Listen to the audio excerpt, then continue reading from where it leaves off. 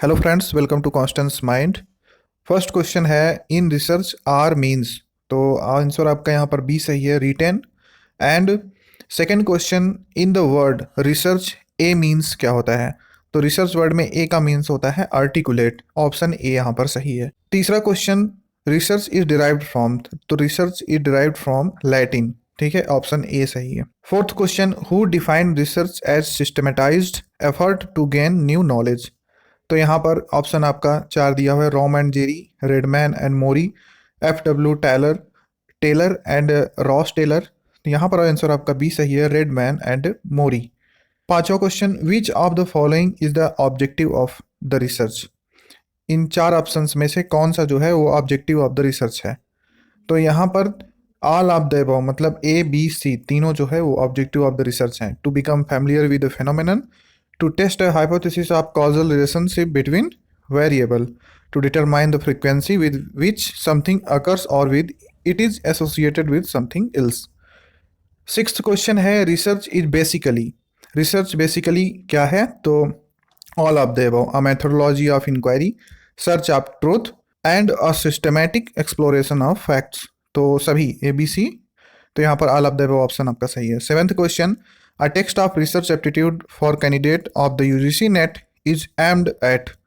तो यहाँ पर ऑप्शन आपका बी सही है, screening the person having scientific bent of mind. ठीक है, आप इसको ऑप्शन देख सकते हैं।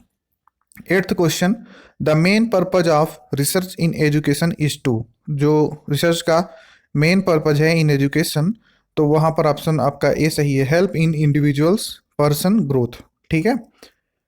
नौवां question where is the objective observation used. तो यहाँ पर in conducting experiments, in research, in normal behaviour, in conducting experiments, ये ऑप्शन आपका सही ए।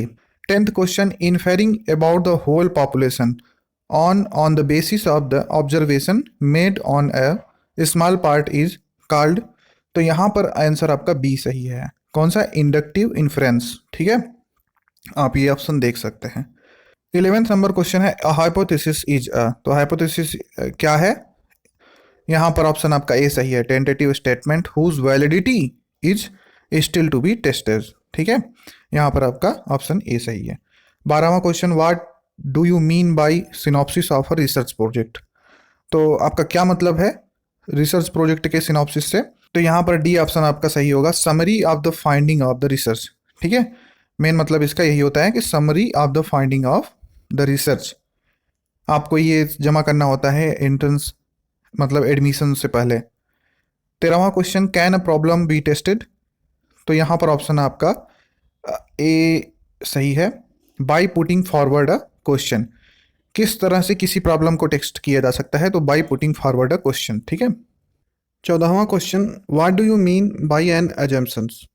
तो यहाँ पर आपका आंसर सही होगा B, it simplifies the logical process of arriving at the solution. ठीक है। 15वां question a null hypothesis is. तो यहाँ पर आपका आंसर ए सही होगा, हाइपोथेसिस ऑफ नो डिफरेंस। यहाँ पर hypothesis of no difference. Answer question number 16 the preparation of a synopsis is. तो सिनॉप्सिस का प्रिपरेशन क्या होता है, एन आर्ट अ साइंस। तो both A and B, option C सही है। 17वां question the advantage of sampling is. तो जो सैम्पलिंग का एडवांटेज है वो क्या है। तो आंसर नंबर यहाँ पर डी सही है, बोथ ए एंड बी, मतलब time saving and capital saving. ठीक है, ये सैम्पलिंग का एडवांटेज है। 18वां question in case of destructive testing the best method of research is. तो डिस्ट्रक्टिव टेस्टिंग के केस में जो रिसर्च का बेस्ट मेथड है वो है सैम्पलिंग, आंसर ए सही है। 19वां क्वेश्चन है the method of randomization involves. तो ये ऑप्शन आपका डी सही होगा, all of the above, lottery, coin method and tips table of random digits. तो यहाँ पर अब 20वां क्वेश्चन है the advantage of random sampling is that. तो रैंडम सैम्पलिंग का एडवांटेज यहाँ पर D option all of the above सही होगा, it is free for personal biases, it produces reasonably accurate result, it is an economical method of data collection। अब आता है 21 question टाइपिड table is.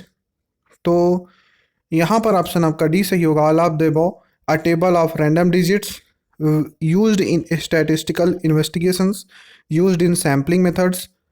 तो ये तीनों आपका सही है। तो ऑप्शन यहाँ पर आपका कौन सा सही है 21th में? ऑप्शन आपका डी सही है, जिसमें कि तीनों आता है। 22वां क्वेश्चन है the demerits of sampling method is. तो सैम्पलिंग मेथड का डीमेरिट्स क्या है? तो डीमेरिट यहाँ पर D option all of the above होगा। Existence of sampling error, requirements of adequately trained personal of for sample survey, non uniformity in sample units. 23वां question है what is the meaning of randomization. तो यहाँ पर option answer आपका D सही होगा, D वाला ऑप्शन, जिसमें कि है ए बी सी तीनों। Each and every unit of the population has an equal chance of selection in the sample. The selection और non selection of a unit of population does not affect the selection or non-selection of the other unit of the population in the sample.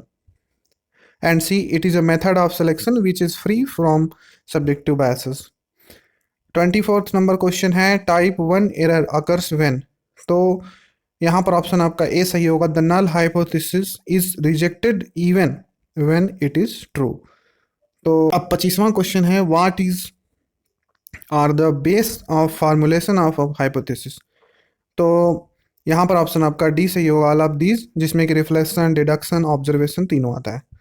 अब तो ये हमारा practice set जो MCQs का first था वो हुआ। सेकंड सेट जल्द ही आपको मिलेगा। अगर क्वेश्चन सही लगे हों तो लाइक का बटन ज़रूर दबाएं और चैनल को सब्सक्राइब कर लें। अगर कुछ क्वेश्चन में मिस्टेक है तो आप कमेंट सेक्शन में बताएं, ठीक है, जिसको डिस्क्रिप्शन में डाल दिया जाएगा और अगली बार ध्यान रखा जाएगा। तो धन्यवाद।